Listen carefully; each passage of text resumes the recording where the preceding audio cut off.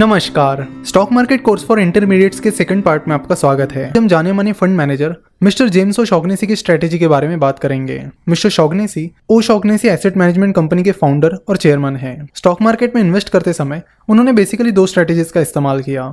पहली है cornerstone growth और दूसरी है कॉर्नरस्टोन वैल्यू। इन स्ट्रेटेजीज को यूज करके उन्होंने काफी अच्छे रिटर्न्स कमाए और स्टॉक मार्केट इंडाइसेस को बड़े आसानी से बीट कर दिया। चलो तो उनकी स्ट्रेटेजीज के बारे में बात करते हैं जिन्होंने उन्हें एक्स्ट्राऑर्डिनरी सक्सेस हासिल करने में मदद की। तो हम शुरुआत करेंगे कॉर्नरस्टोन ग्रोथ मेथड से। कॉर्नरस्टोन ग्रोथ मेथड के बेसिकली 4 क्राइटेरियाज हैं। चलो तो वन बाय वन उन्हें समझ लेते हैं। तो सबसे पहला क्राइटेरिया ये है कि कंपनी का मार्केट कैपिटलाइजेशन ज्यादा कम भी नहीं होना चाहिए, ज्यादा बड़ा भी नहीं होना चाहिए।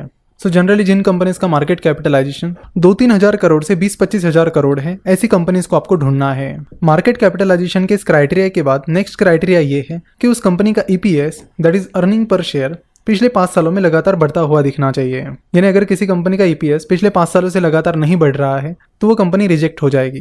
अगर आपको ईपीएस क्या होता है ये नहीं पता तो आपको बता दूं कि ईपीएस का मतलब होता है कि अगर कंपनी अपना पूरा प्रॉफिट अपने शेयर होल्डर्स के बीच बांट देती तो एक शेयर के पीछे शेयर होल्डर को कितने रुपए मिलते हैं। तो अर्निंग पर शेयर, नाम में ही मतलब पता चल जाता है। ईपीएस का फॉर्मूला है profit divided by total number of outstanding shares. Company का प्रॉफिट आपको कंपनी की प्रॉफिट एंड लॉस स्टेटमेंट में मिल जाएगा और कंपनी के total number of outstanding shares आपको कंपनी के शेयर होल्डिंग पैटर्न में मिल जाएंगे। और प्रॉफिट एंड लॉस और शेयर होल्डिंग पैटर्न ये दोनों भी चीजें आपको कंपनी के एनुअल रिपोर्ट में मिलेगी। कंपनी के एनुअल रिपोर्ट आप उस कंपनी की वेबसाइट पर विजिट करके इन्वेस्टर सेक्शन में जाके देख सकते हो। चलो तो टीसीएस का ही एग्जांपल लेके ईपीएस को समझते हैं। वैसे टीसीएस का मार्केट कैपिटलाइजेशन 2-3 हजार से 20-25 हजार करोड़ के बीच में तो नहीं है, बट मैजिक फॉर्मूला में हमने टीसीएस का ही एग्जांपल लिया था, तो इस बार भी टीसीएस का ही एग्जांपल लेते हैं। तो टीसीएस के कंसोलिडेटेड फाइनेंशियल स्टेटमेंट्स में आप देख सकते हो कि टीसीएस का प्रॉफिट है 31,562 करोड़ और टीसीएस के total number of outstanding shares है 375.23 करोड़, जिसके बाद ईपीएस निकल कर आता है 84.11। सो इसी तरह आपको जिन कंपनीज का मार्केट कैपिटलाइजेशन 2-3 हजार करोड़ से 20-25 हजार करोड़ के बीच है उनका ईपीएस निकालना होगा। और 1 साल का नहीं, आपको पिछले 5 साल का ईपीएस निकालना होगा और देखना होगा कि क्या पिछले 5 साल में कंपनी का ईपीएस लगातार बढ़ा है या नहीं। अगर किसी कंपनी का ईपीएस लगातार बढ़ रहा है तो एक बहुत अच्छा सिग्नल है। साथ ही आपको यह भी देखना चाहिए कि कंपनी का ईपीएस कैसे बढ़ रहा है और क्यों बढ़ रहा है। कई बार कुछ कंपनीज क्या करती है कि अपना बिजनेस बढ़ाने के लिए बहुत सारा डेट ले लेती है, जिसके बाद उनका प्रॉफिट और ईपीएस तो बढ़ने लगता है पर साथ ही डेट का जो बर्डन है वो भी बढ़ने लगता है। इसलिए अगर किसी कंपनी का ईपीएस लगातार बढ़ रहा है तो आपको ये भी देखना होगा कि क्या कंपनी का डेट तो लगातार नहीं बढ़ रहा है। अगर डेट भी बहुत ज्यादा बढ़ रहा है तो वहां पर आपको सतर्क रहने की जरूरत है। तो कंपनीज का 5 साल का ईपीएस निकालते रहना ये भी काफी टाइम कंज्यूमिंग टास्क है। तो ऐसे समय टाइम बचाने के लिए आप moneycontrol.com का यूज कर सकते हो। सबसे पहले आपको moneycontrol.com पर जाना है और वहां जाकर टीसीएस टाइप करना है। उसके बाद आपको क्लिक करना है यहाँ फाइनेंशियल्स पे। यहाँ नीचे आपको दिखेगा फाइनेंशियल रेशोज, उस पर आप क्लिक कीजिए। उसके बाद ये पेज ओपन हो जाएगा और यहाँ ऊपर 2 ऑप्शंस आपको दिए गए हैं, स्टैंड अलोन और कंसोलिडेटेड। स्टैंड अलोन का मतलब होगा सिर्फ टीसीएस और कंसोलिडेटेड का मतलब होगा टीसीएस और टीसीएस की सब्सिडियरी कंपनीज। तो हमने जो ईपीएस निकाला था वो कंसोलिडेटेड का निकाला था। So let's click on consolidated. तो यहाँ पर आपको पिछले 5 साल का ईपीएस दिखेगा। तो यहाँ ऑब्जर्व करने पर आपको पता चलेगा कि पिछले 5 सालों में टीसीएस का ईपीएस बढ़ा नहीं है बल्कि कम हो गया है। तो मिस्टर ओशॉग्नेसी का क्राइटेरिया है कि पिछले 5 साल में ईपीएस लगातार बढ़ना चाहिए। तो इसी तरह आपको कंपनीज के ईपीएस निकालने हैं और चेक करना है कि क्या उस कंपनी का ईपीएस पिछले 5 सालों में लगातार बढ़ रहा है या नहीं। अगर वो नहीं बढ़ रहा है तो वो कंपनी आपको रिजेक्ट कर देनी है। मिस्टर ओशॉग्नेसी की कॉर्नरस्टोन ग्रोथ मेथड का तीसरा क्राइटेरिया है कि प्राइस टू सेल्स रेशियो 1.5 से कम होना चाहिए। तो चलो पहले बात करते हैं कि प्राइस टू सेल्स रेशियो क्या होता है। प्राइस टू सेल्स रेशियो एक वैल्यूएशन रेशियो है। सेल्स का ही मतलब होता है रेवेन्यू, यानी अपने प्रोडक्ट्स, सर्विसेज और बाकी सोर्सेज से कंपनी को जो पैसा मिला है वो कंपनी का रेवेन्यू यानी सेल्स होता है। और प्राइस टू सेल्स रेशियो का फॉर्मूला है share price divided by sales per share. तो शेयर प्राइस आपको मनी कंट्रोल या फिर बीएसई एनएसई के वेबसाइट से मिल जाएगी। सेल्स आपको प्रॉफिट एंड लॉस स्टेटमेंट से मिल जाएगा और नंबर ऑफ शेयर्स आपको कंपनी के शेयर होल्डिंग पैटर्न में मिल जाएंगे। अगर प्राइस टू सेल्स रेशियो के इस फॉर्मूला को सिंप्लीफाई किया जाए तो ये फॉर्मूला कुछ इस तरह बनेगा, market capitalisation divided by sales. तो मार्केट कैपिटलाइजेशन आपको मनी कंट्रोल वेबसाइट पर मिल जाएगा और सेल्स यानी रेवेन्यू आपको कंपनी की प्रॉफिट एंड लॉस स्टेटमेंट में मिल जाएगा। सो अगर टीसीएस की बात की जाए तो टीसीएस का मार्केट कैपिटलाइजेशन है 7,96,631 करोड़ और फाइनेंशियल 2018-19 में टीसीएस का सेल्स था 1,46,463 करोड़, जिसके बाद प्राइस टू सेल्स रेशियो निकल कर आता है 5.43।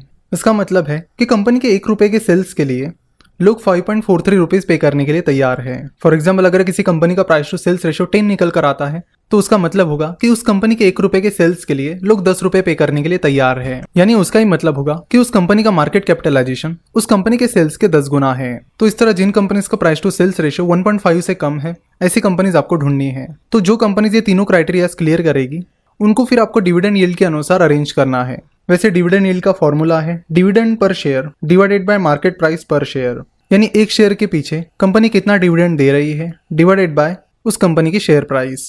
कंपनी को जो प्रॉफिट होता है उसका कुछ हिस्सा कुछ कंपनीज अपने शेयर होल्डर्स के साथ शेयर करती है, उसे डिविडेंड कहते हैं। और जरूरी नहीं होता कि सारी कंपनीज डिविडेंड ही दे।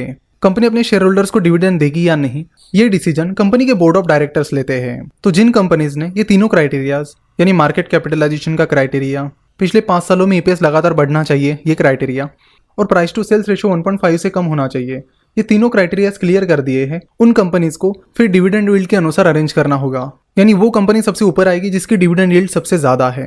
तो ये थे मिस्टर ओ शॉग्नेसी की कॉर्नरस्टोन ग्रोथ मेथड। अगर आपके लिए सारे कैलकुलेशंस मैन्युअली करना पॉसिबल है तो आप जरूर कीजिए। तो यहाँ पर आप screener.in का यूज कर सकते हैं। आपको करना यह है कि screener.in पर जाकर स्क्रीन पर क्लिक करना है और उसके बाद यहाँ राइट हैंड साइड में जो सर्च बॉक्स है उसमें आपको टाइप करना है ओ शॉग्नेसी, या फिर शॉग्नेसी टाइप किया तो भी चलेगा और सर्च पर क्लिक कर लीजिए। जिसके बाद यहाँ नीचे आपको शॉग्नेसी के दोनों फॉर्मूलाज मिल जाएंगे, फार्मूला 1 एंड फार्मूला 2। तो फार्मूला 2 जो है वो है कॉर्नरस्टोन ग्रोथ का, तो उस पर आप क्लिक कीजिए और यहाँ नीचे आ जाइए। तो आपको पता चलेगा कि क्या क्या क्राइटेरिया यहाँ पर डाले गए हैं। तो यहाँ पर क्राइटेरिया डाला गया है कि मार्केट कैपिटलाइजेशन 1000 करोड़ से 5000 करोड़ के बीच होना चाहिए। इस साल का ईपीएस पिछले साल के ईपीएस से ज्यादा होना चाहिए। देन यहाँ पर लिखा है कि प्राइस टू सेल्स रेशियो 1.5 से कम होनी चाहिए। और यहाँ पर एक क्राइटेरिया ज्यादा डाल दिया गया है, वो ये कि कंपनी के पिछले 3 साल की प्रॉफिट ग्रोथ कंपनी के पिछले 5 साल की प्रॉफिट ग्रोथ से ज्यादा होनी चाहिए। वैसे ये क्राइटेरिया मिस्टर ओ शॉग्नेसी के क्राइटेरिया में शामिल नहीं है, तो इसे आप चाहे तो यहाँ से हटा भी सकते हैं। और हटाकर रन क्वेरी पर क्लिक करके आपको वो सारी कंपनीज मिल जाएगी जो कॉर्नरस्टोन ग्रोथ क्राइटेरिया को क्लियर करती है। और फिर आपको एडिशनल एक काम करना पड़ेगा, वो ये कि आपको डिविडेंड यील्ड उन कंपनीज की पता करनी होगी और उसके अनुसार उन कंपनीज को अरेंज करना होगा। कॉर्नरस्टोन ग्रोथ मेथड के प्रोज एंड कॉन्स की बात की जाए तो कॉर्नरस्टोन ग्रोथ मेथड में सबसे लास्ट में डिविडेंड यील्ड के अनुसार कंपनी को अरेंज किया जाता है, जबकि आप रियलिटी में देखोगे तो आजकल बहुत ही कम कंपनीज डिविडेंड देती है। ज्यादातर कंपनीज फोकस करती है कि वो अपना प्रॉफिट कंपनी के एक्सपांशन में लगाए, कंपनी का बिजनेस बढ़ाने में लगाए। और पर्टिकुलरली अगर कोई छोटी कंपनी है तो वो जरूर अपना पैसा एक्सपेंशन में लगाना ही प्रीफर करेगी। तो मिस्टर ओ शॉग्नेसी की डिविडेंड यील्ड की जो बात है, इसके आज की डेट में ज्यादा सेंस नहीं बनता है। पुराने जमाने में companies mainly dividend per focus करती थी, लेकिन अब वैसा नहीं होता। वैसे इस मेथड ने मिस्टर ओ शॉग्नेसी को सक्सेस दिलाने में काफी हेल्प की है और इस मेथड से उन्होंने काफी अच्छे रिटर्न्स कमाए हैं। तो इस मेथड को आप अप्लाई करके देख सकते हो कि क्या ये मेथड आपको सूट कर रही है या नहीं। आशा करता हूँ कि आपको मिस्टर जेम्स ओ शॉग्नेसी की ये मेथड अच्छे से समझ में आई होगी। नेक्स्ट पार्ट में हम उनकी दूसरी मेथड कॉर्नरस्टोन वैल्यू के बारे में बात करेंगे। तो ये लेक्चर देखने के लिए और हमसे जुड़े रहने के लिए आपका बहुत बहुत धन्यवाद। स्टॉक मार्केट की सभी जानकारी के लिए हमारे channel RS learn and earn को अभी सब्सक्राइब करें।